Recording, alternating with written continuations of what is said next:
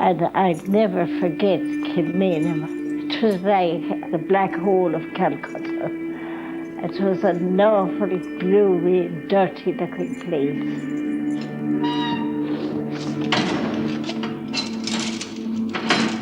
We were put into different cells there, and they were musty and didn't seem to have any air. I heard one of the girls next door breaking a window, and I did the same to my place, and we had some air.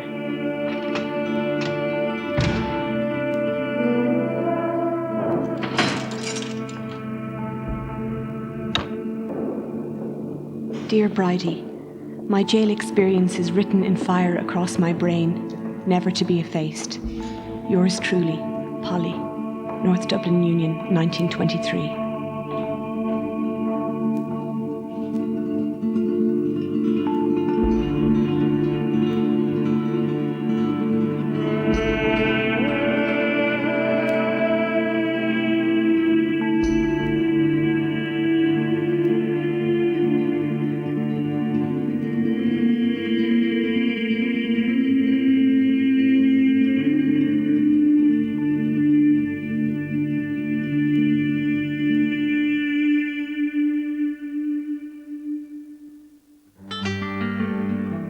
This is a story that crosses the social divide, that embraced women from all walks of life.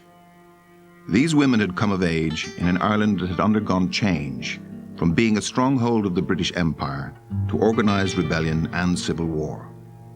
They faced death in the fighting, and later in prison hunger strikes. Like their male counterparts, they were willing to die for Ireland, yet their names are not remembered.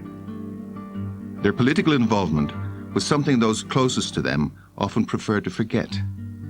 By taking part in the struggle for independence, they overcame enormous prejudice, not just from their male military colleagues, but from their fellow countrymen and women.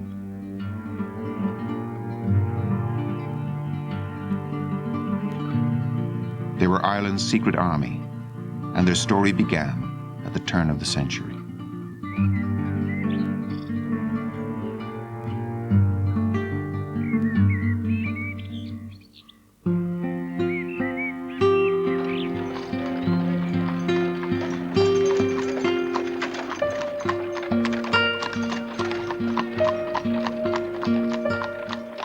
In 1900, the legal working age was 8 years old.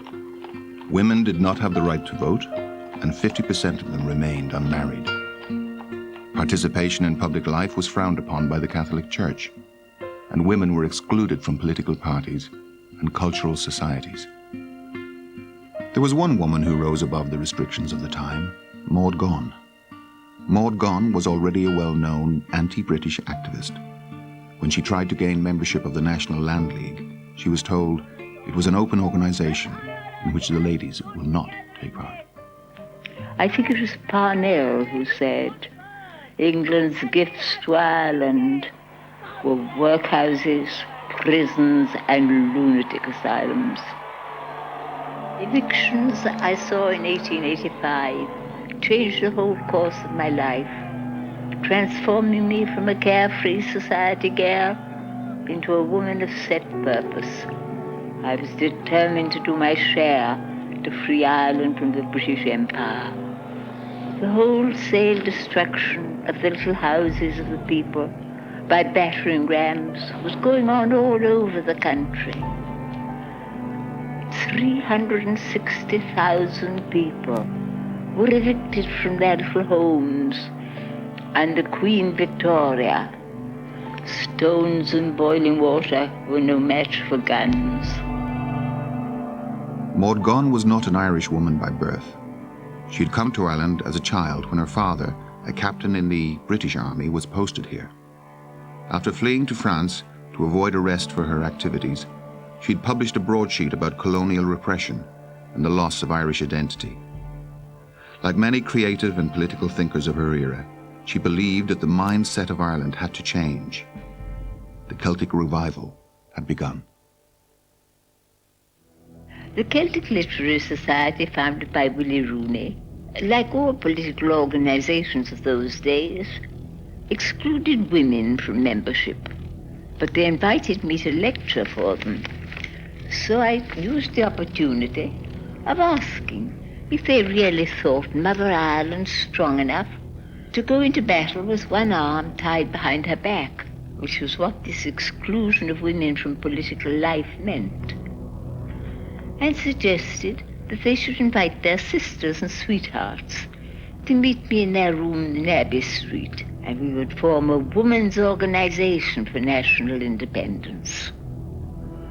A few days after, I met some 14 sisters and sweethearts, all young, inexperienced in political work, but all loving Ireland and eager to work for her. What can we do? England is preventing our language and our history being taught in the schools. We could start free classes to teach the children subjects forbidden in the schools. England is trying to get Irishmen to enlist in her army. We could start an anti-recruiting campaign. Before a year was out, we had 3 centres in Dublin, teaching history, Irish, music and dancing. That was how Inine na hÉireann started. As well as the political work, Miss Gunn always wanted the social side of things attended to. Well, at that time there was great poverty in Dublin, because a working man working anything up to 60 hours, he earned 14 or 15 shillings a week and had to keep a family on that. And she got the idea in France for school dinners. It was a dinner of stew and vegetables and potatoes, hot. They cooked it and sent it up in cauldrons in a little cart that we hired to the schools. And the teachers and we all, the members of Inine, went up and served the children. We forbid the word charity to be used in connection with them. And each child was expected to pay a penny, but no one knew whether the child next to him had or had not the penny.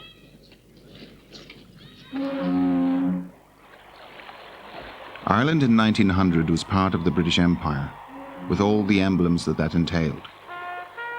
The British military patrolled the capital, occupying one side of O'Connell Street, the GPO side.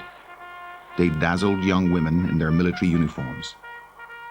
Inine na hÉireann set about dissuading young girls from stepping out with British soldiers.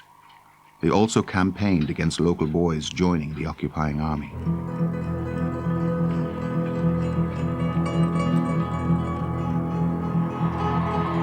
Our anti-enlisting campaign was so successful that it brought Queen Victoria to Ireland to stimulate recruiting, which obliged us to start another campaign to stop official welcomes to English royal visitors. We held great demonstrations, but failed to prevent Queen Victoria receiving the keys of the city of Dublin. But we succeeded in preventing Edward VII receiving them when he visited Dublin after his coronation. Maud Gonne had written an article on Queen Victoria called The Famine Queen. The day before Victoria's arrival in Dublin, it was published in the United Irishman. The paper was seized and Maud Gonne was removed with physical force. On the day before the arrival of King Edward, Gonne was busy leafleting the streets again. And when she arrived home, she was so disgusted with her neighbour's display of Union Jacks and bunting that she broke a broom and made her own flag.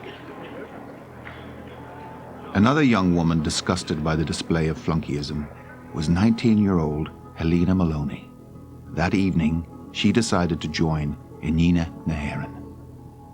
So I went down in 1903 to their offices in Pierce Street, and I found them closed, but on the door was a message in pencil: raid on Maud Gonne's house, Colston Avenue. Come up, all of you. So I at once went up to Colston Avenue in the tram, and there I saw at her house a row of policemen looking very threateningly, the lawn, the little lawn, was filled with the members of the Nini, all girls. And she had had a black flag out. There was a visit of some loyal function going on in the city at the time, and it was a counterblast to the decorations of Union Jacks and so on. So I went in to the lawn, I was admitted, but I was unknown to them, you see. And the girls looked at me very suspiciously. Despite their suspicions, Helena persisted, going on to become a central figure in Hanina na hÉireann. Later, Helena Maloney recalled, "I walked home on air, really believing I was a member of the mystical army of Ireland." And it was into the Nini that you brought the Countess Markievicz. Yes.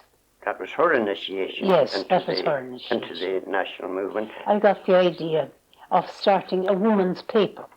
And I saw her name amongst a list of people who had attended a Sinn Féin meeting in the Mansion House, Arthur Griffith's organisation.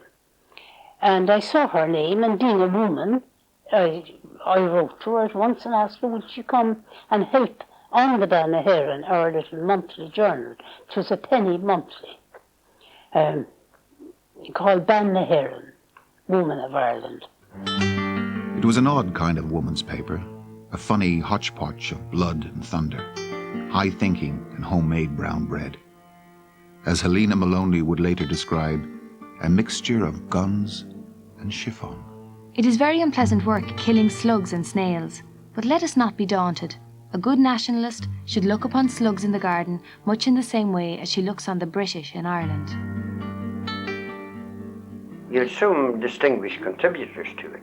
You had Susan Mitchell, who was an assistant to AE, wrote, "Rise from your knees, O daughters, rise. Yes, your mother still is young and fair. Let the world look into your eyes and see her beauty shining there. Grant of that beauty but one gleam. Heroes shall rise on every hill.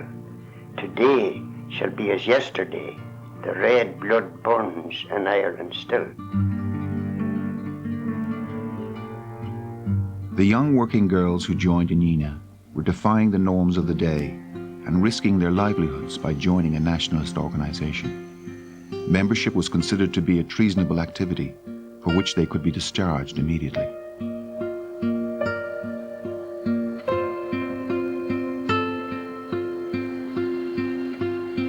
Irish women first became involved in the labour movement in 1911, when 3,000 women at Jacob's factory went on strike for better wages.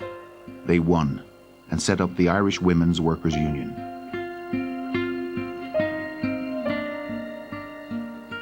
In the Great Lockout of 1913, the entire membership of the Women's Workers' Union stayed out on strike for 6 months. James Connolly took over the Irish Trade and General Workers' Union and set up the Irish Citizen Army to protect workers against the police brutality.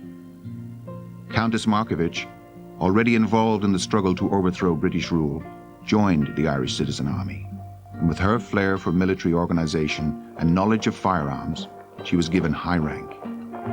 James Connolly welcomed women into the ranks on equal terms with the men.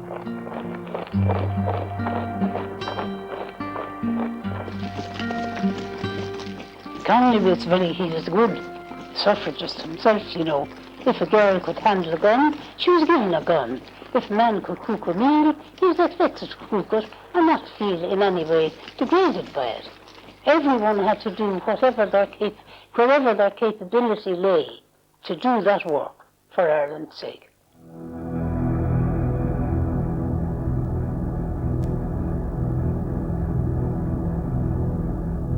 The Third Home Rule Bill in 1912 promised a greater level of self-government. It caused an upsurge in nationalist activity. The North galvanized in opposition to Home Rule, forming the Ulster Volunteer Force. Over 3,000 women joined.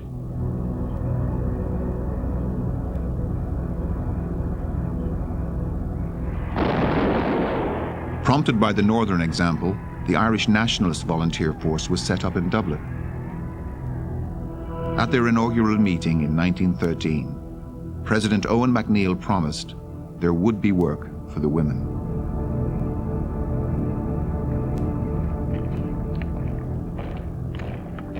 But the women were not content to take on a supporting role to the men, and Cumann na Món was set up in April 1914 as a militant and extremist movement gearing itself for war. When Cumann na Món first marched, they were pelted with mud and ridiculed. We are not the handmaidens or camp followers of the volunteers. We are their...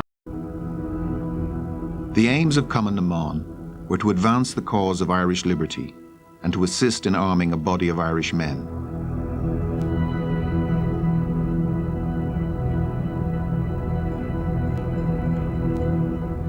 With Markovich as president, Cumann na Món set up the Defence of Ireland Fund to raise money to buy arms.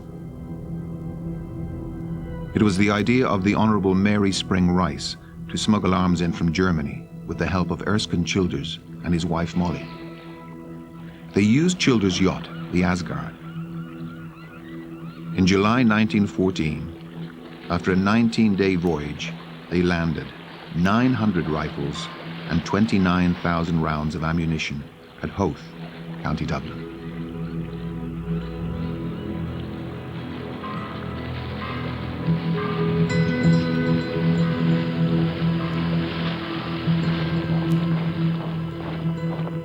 Britain was at war at the end of August 1914, and the Home Rule Bill was postponed once again. John Redmond, leader of the Home Rule Party, called on the volunteers to fight for Britain in the Great War. This caused a split amongst the volunteers. The majority supported Redmond and went to fight for Britain. Cumann na Món were opposed to fighting for Britain, and no branch of the organization supported Redmond. They issued the statement at the Convention of 1914. We came into being to advance the cause of Irish liberty.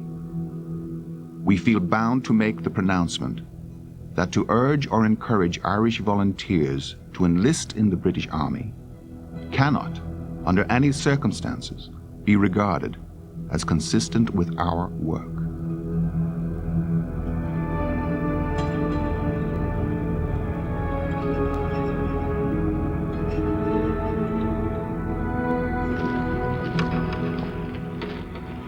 O'Donovan Ross's funeral was the biggest nationalist demonstration Ireland had seen in years.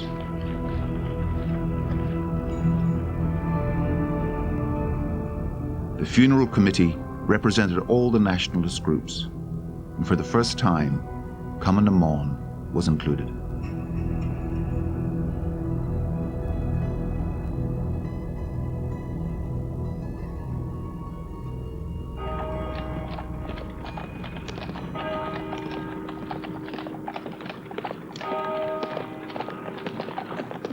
The nationalist movement had a new generation of inspired and committed men and women.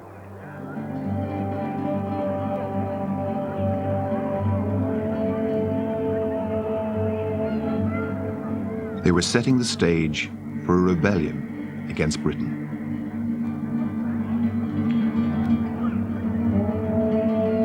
At the graveside, Patrick Pearse made his famous speech stating that Ireland unfree would never be at peace.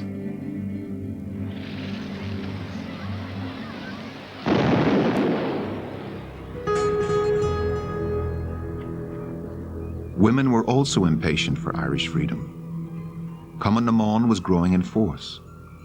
By 1915, there were more than 60 branches in Ireland. Membership had doubled.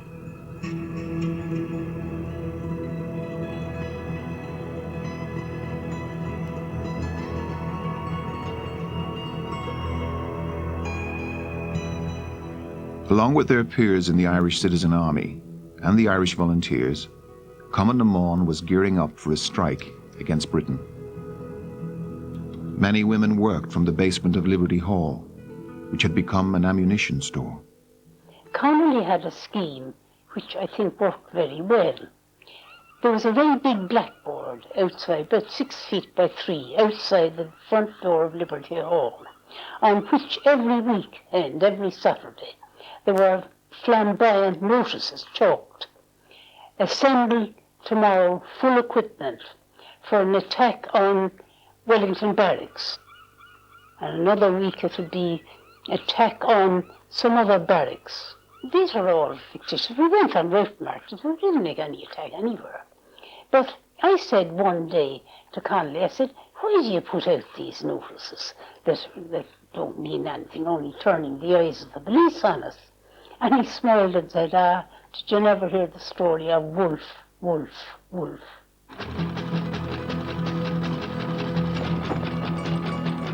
For 2 weeks leading up to Easter, Helena Maloney and her co-worker, Ginny Shanahan, slept in Liberty Hall every night. In their room, they made the first tricolours for the rising. According to Maloney, we didn't get definite instructions of the rising. Our little group was on the alert the whole time.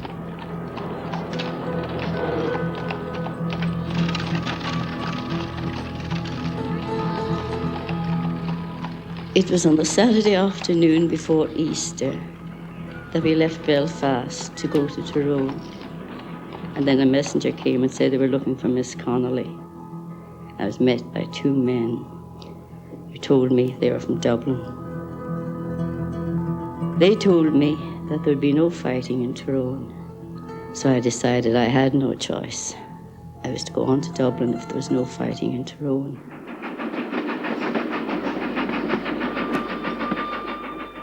What happened to Nora Connolly that Saturday morning was echoed all over the country. The Irish Republican Brotherhood, now known as the Military Council under Patrick Pearse, had forged a document to dupe MacNeill into authorising a rising. That Saturday, with just 1 day to go before the planned rising, MacNeill had discovered the document was a forgery and sent out orders cancelling all marches, parades and manoeuvres.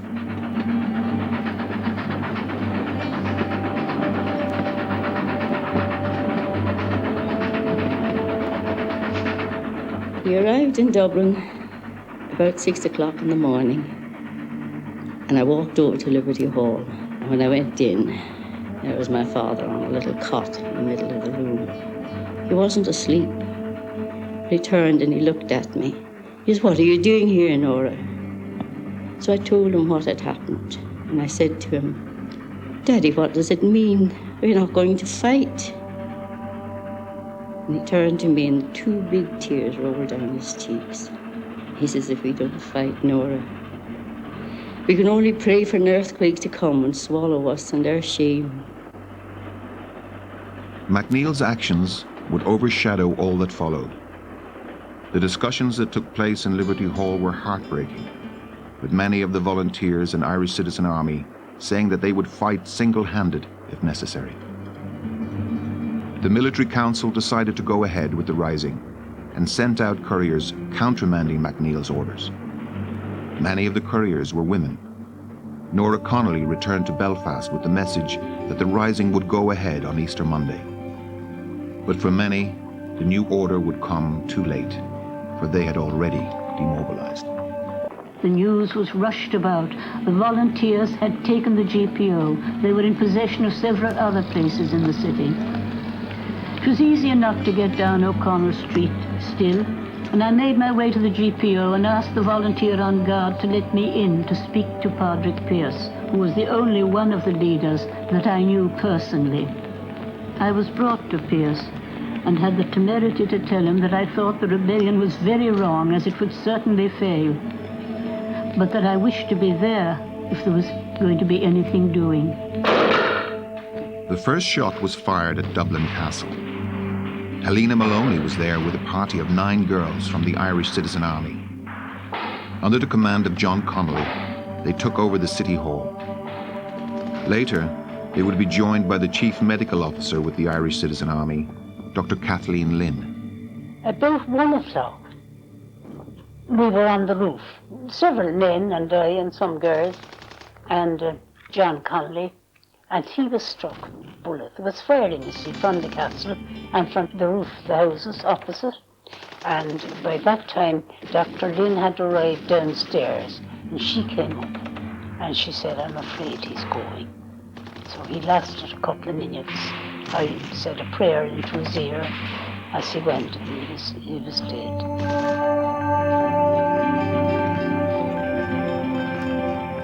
When carrying dispatches to the GPO, I saw the charge of the 5th Lancers down O'Connell Street and their repulse by fire from the GPO garrison. I also saw the hoisting of the tricolour on the GPO. On my return from the GPO, I saw Madame Markiewicz and William Partridge turn back a column of British soldiers who were advancing down Harcourt Street. Madame had shot the 2 officers at the head of the column. Monday night we spent in Stephen's Green. On Tuesday morning, we realised that our position was untenable, as British troops had succeeded in gaining possession of the Sheldon Hotel and were firing on us from the roof. Before we left the Green, we lost one of our men, James Fox, who a few moments before had been singing "Wrap the Green Flag Round Me, Boys." We then evacuated the Green and took possession of the College of Surgeons. Margaret Skinnider, a 23-year-old schoolteacher from Glasgow, was part of the 138-strong Stephen's Green Battalion. Her friend, Countess Markiewicz, was second in command under Michael Mallon. Over 200 women took part in the rising, stationed at all major outposts in the city, except Boland's Mill. Well, now, as everybody knows by this time, in Boland's Mills, there were no coming on, although they had waited on Mount Street Bridge to be called. And De Valera didn't approve of having girls from, I think he didn't want to put them in danger. And so there were no girls there, no women of any kind.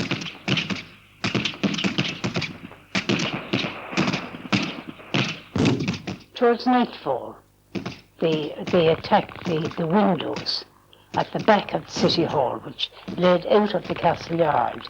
There was an attack on that, and they evidently got in through one of the lower windows because we heard a call, "Surrender."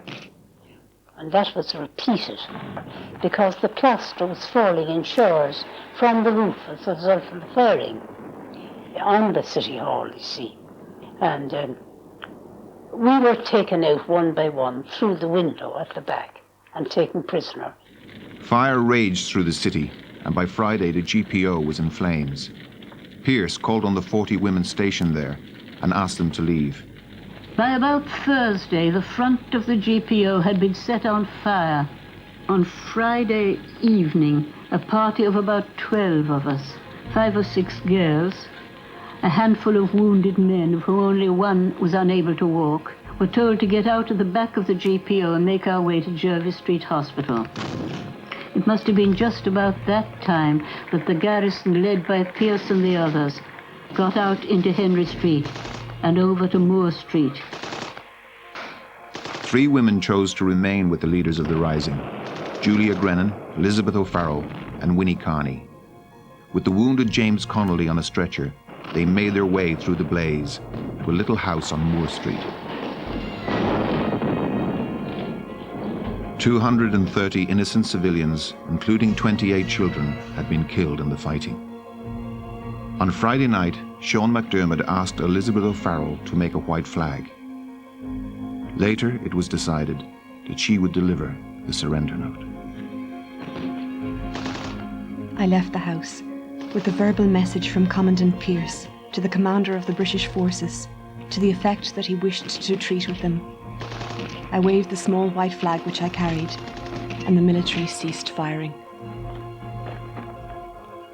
The next day, at 3:30, she stood by Patrick Pearce's side while he surrendered. In photographs of that surrender, Elizabeth O'Farrell was literally airbrushed out. Only her feet can be seen next to Pearce's. The leaders of the rising were marched away, leaving Elizabeth O'Farrell alone to take the surrender note to the rest of the garrisons. Heavy fire still raged through the city, and her journey would take her 2 days. She was turned away at some of the outposts, as the men were not prepared to take the note of surrender from a woman. We were all marched under military escort to Richmond Barracks. The girls were singing all the time amidst the insults of the soldiers and the people along the route. We never had the British to protect us before. But luckily, the soldiers guarded us very heavily. Because when the gates were opened and we were marched out, there were such shrieks of hatred. Never did I see such savage women. A lot of it seemed to be directed against the Countess's breeches and puttees.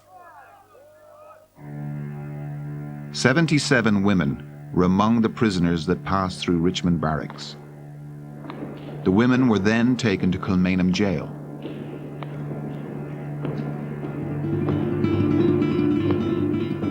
The leaders of the rising, including Countess Markovich, were court-martialed and sentenced to death.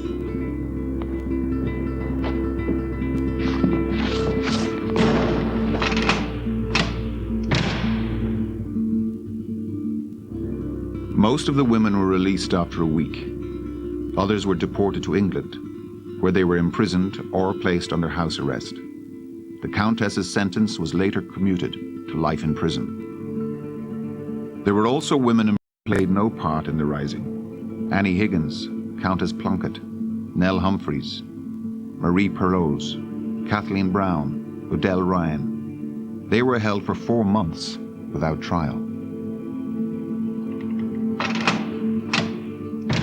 We were put into a disused wing, the women, and evidently all the other men who had surrendered in the meantime outside were brought in there, and the men were executed, the executed men. Were you there when they executed? We were, and heard it every morning from our cell at it. I knew there was something sinister in the sound of those bullets. I knew, I said to myself, they're shooting them, they're shooting the prisoners.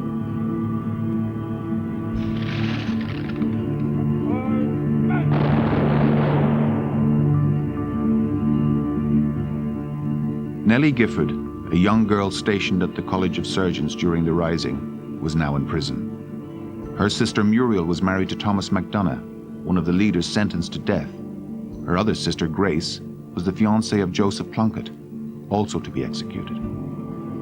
I was staying with my sister Muriel at the time. She was Tom MacDonagh's wife, and she was alone with the 2 children. I remember going to get the papers, and there was the news that Patrick Pearse and Tom had been executed. The next morning, although we'd been up all night, I woke as if been pulled out of the bed by an unforeseen force.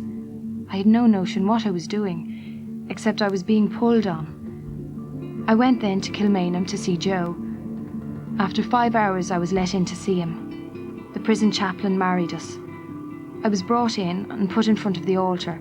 Then Joe was brought down the steps and the cuffs were taken off him, and the chaplain went on with the ceremony. I was not alone with him, not for 1 minute. I had no private conversation with him at all.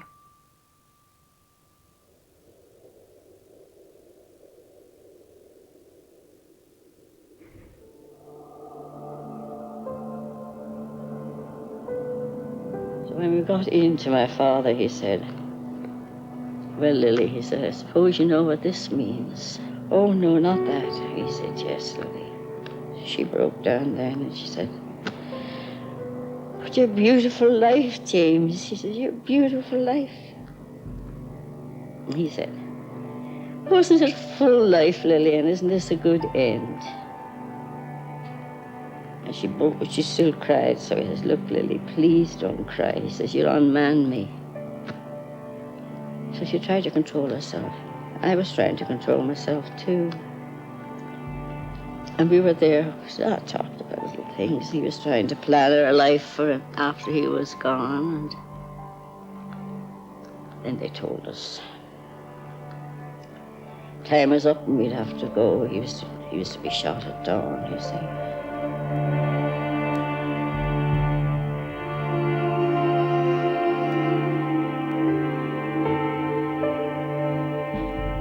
Well, we heard of the executions, and of course that horrified people, because in every chapter of Irish history, we should be accustomed to hearing of ruthless acts. But this was another. If England wanted Ireland, why had she no kindness towards them? Why had she no kindness? And Maxwell, I think the first proclamation of the English in Ireland after the Rising was directed at the widows of the men they had just executed. 78 volunteers had lost their lives during the Rising, and the number in turn reached 2,600 at its height.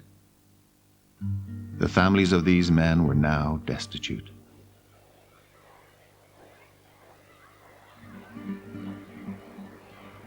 Immediately after the Rising, Mrs. Tom Clark had £1,000 in gold to look after the emergencies after the Rising, the dependents and whatever need there was.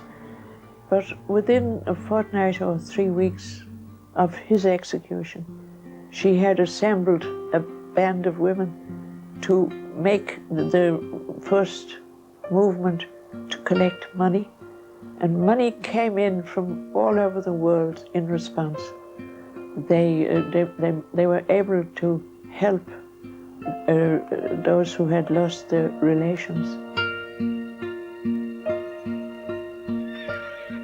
Cumann na Món risked arrest in collecting and administering these funds.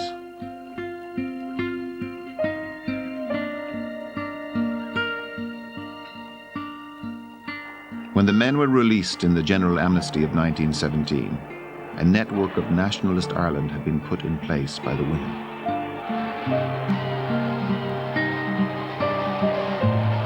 The women of the Rising who had been deported with the men had by now also been released, except Countess Markievicz.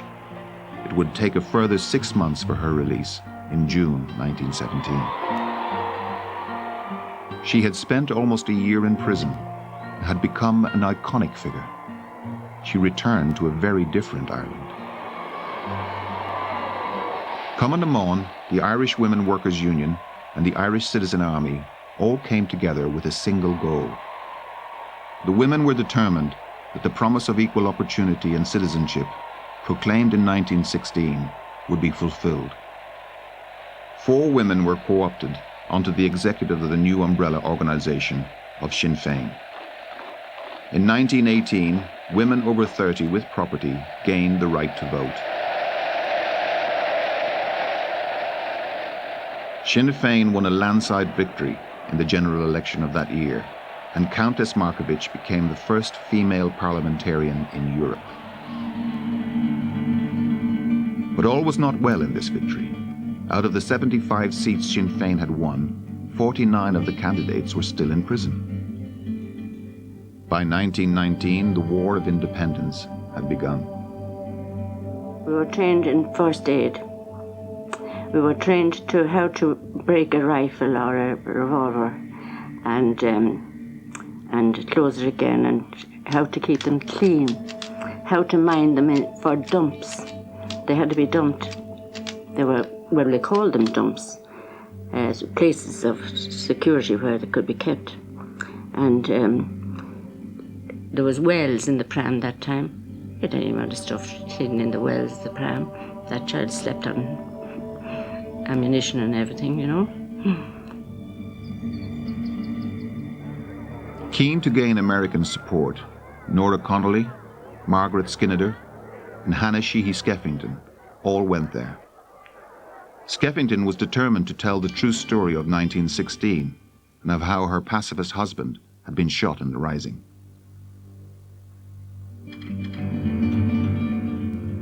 She also secured a meeting with President Woodrow Wilson, something Eamon de Valera had not managed to do in his months of American campaigning. Hannah Sheehy Skeffington was arrested on her return from America, along with many other activists, including Kathleen Clark, who had been taken from her sickbed, Countess Markievicz, and Maud Gonne MacBride. Maud Gonne MacBride had returned to Ireland after her husband, Major MacBride, was executed in 1916. She was arrested while taking a British MP on a tour of the poverty-stricken areas in Dublin. her young son Sean ran after the Black Maria as she was driven away for deportation. In 1919, women were in charge of the new alternative justice system set up by Dáil Éireann. I went with a message to Countess Markovich's Labour Department, and somebody said, "Have you seen this?" And I said, "No." And they had this little oath printed, and I signed it. I, Mara Comerford, do solemnly swear that to the best of my knowledge and ability I will support and defend the Irish Republic, the government of the Irish Republic, which is Dáil Éireann, against all enemies, foreign and domestic. I will bear true faith and allegiance to the same, and that I take this obligation freely without any mental reservation or purpose of evasion, so help me God. Early in 1920, the British changed all their policies. I was in Cumann, of course, and we were doing whatever we had to do in that organization. And presently the Blackened Hands arrived, and life became extremely much different, I can assure you. But the effect on lonely places in the country was really terribly savage. The Black and Tans became synonymous with violence. All nationalist organizations were banned, including Cumann na mBan. But the women stood their ground, resisting constant raids, intimidations, shootings, and the burning of their homes and businesses. I don't think they could ever have managed without them. The men couldn't have. For instance, outside Mountjoy, when Kevin Barry was being executed, all Cumann na mBan were kneeling down outside. You know, Kevin Barry was being hanged and he was only 18. And there was a great hue and cry, and everybody thought there might be a reprieve on account of his youth. And everybody wished and hoped. And we went there at 6 o'clock in the morning. And at 8 o'clock, everybody still hoping, the prison officer came out and he pinned a paper onto the gate of Mountjoy. And there was a huge gasp from everybody. It said on the paper that he had been hanged and that the prison doctor had pronounced him dead. And everybody was very upset. And we had to take up the threads of our own lives at the same time. And we left the road to the armoured cars with our guns all sticking out and our softly purring engines. Did you ever hear the engine of an armoured car? It's a Rolls Royce and it just purrs. But it was in strong contrast to our outraged feelings. After 2.5 years of war, the British were forced to negotiate, and a truce was called in July 1921. Not one woman was included in the committee to negotiate peace. The women who asked to take part were considered by De Valera to be too militant or too extremist. The treaty that was signed in 1921 gave Ireland the status of a free state. It was not the republic fought and died for in 1916. It was an extension of Home Rule, and members of the Dáil would have to swear an oath of allegiance to the Crown. For the first time since 1900, the women's movement began to split. Those who favoured the treaty became known as Cumann na Saoirse. Cumann na mBan's opposition to the treaty was overwhelming. They now became, as De Valera would later describe, the most unmanageable of revolutionaries. Civil war broke out. People that you trusted implicitly before that, you couldn't trust them anymore. It was an awful time, really. Ever after that, you were never safe. I used to be sent in dispatches to different places. One time I was sent with a rifle. When I got down to Fleet Street, I saw them, people hiding in doorways, and I hid in the doorway, and they were firing at one another from one end of the street to the other. So I was wondering what would happen if I was caught with my rifle. But you didn't mind being arrested or what had happened during those days. You did it all for Ireland. I was in jail some of the time, but there was a period when I was a driver for the IRA. I brought communications up to the northern border. I brought communications also down to the 2nd Southern Division in Rose Green, County Tipperary. And going into Rose Green in the night, one had to turn up the car's lights and blow the horn, because otherwise you get shot. I remember I got up to the top floor, to a cell in the top floor, and it was marked out, I suppose, by some one of the men prisoners before the forecourts. And that was my cell. And Mary McSweeney and Mrs. Humphreys and Sheila Humphreys, they were moved, us two. So we were all in Kilmainham, and it was a dreary place. Mary McSweeney, a sister of Terence, who had died on hunger strike, was the first woman to resort to a hunger strike in the Civil War. When her sister Annie was refused permission to see her, she camped at the gates of the prison and went on her own hunger strike. At the end of April 1923, the governor of Kilmainham decided to remove some of the women prisoners to a workhouse called the North Dublin Union. The conditions in Kilmainham were so poor, the women would have welcomed the move, but for their concern for the health of two of the hunger strikers, Mary McSweeney and Kate O'Callaghan. On the evening of April the 13th, military police began to forcibly remove women from the prison. It would take them 5 hours.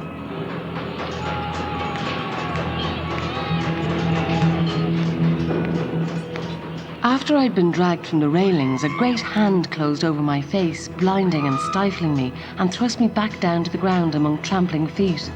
I heard someone who saw it scream, and I wondered how Miss McSweeney could bear the noise. After that, I remember being carried by 1 or 2 men and flung down into the surgery to be searched.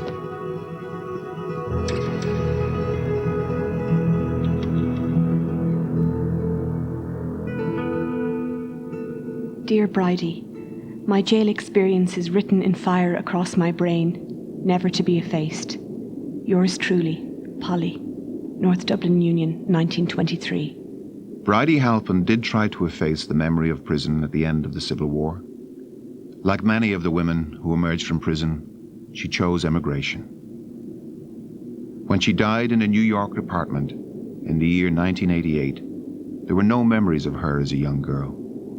No one knew of her political life, of her hopes and dreams, until they found a suitcase under the bed. As each document was uncovered, an unknown Bridie emerged. Each piece of paper a personal memoir, a vignette weaving a portrait of a time and a person that had been forgotten. The last item that was uncovered was Bridie's jail journal. Dear Polly, far better the grave of a rebel without cross, without stone, without name, than a treaty with treacherous England. Bridie Halpin, Kilmainham Jail, August 12th, 1923. It was a glorious war on account of the resistance, of the wonderful courage of people and fighting men and their women under conditions of extraordinary difficulty and terrible repression. Well, people had to take risks, Jim. It was kind of you're in it, and you had to take responsibility. I think it made a great generation of people, because everybody had to accept responsibility very early on. If this generation knew exactly what was suffered in those days, now, they couldn't possibly but take note of it. Remember me is all I ask. And if remembrance proves a task, forget. Nora O'Sullivan, 1923.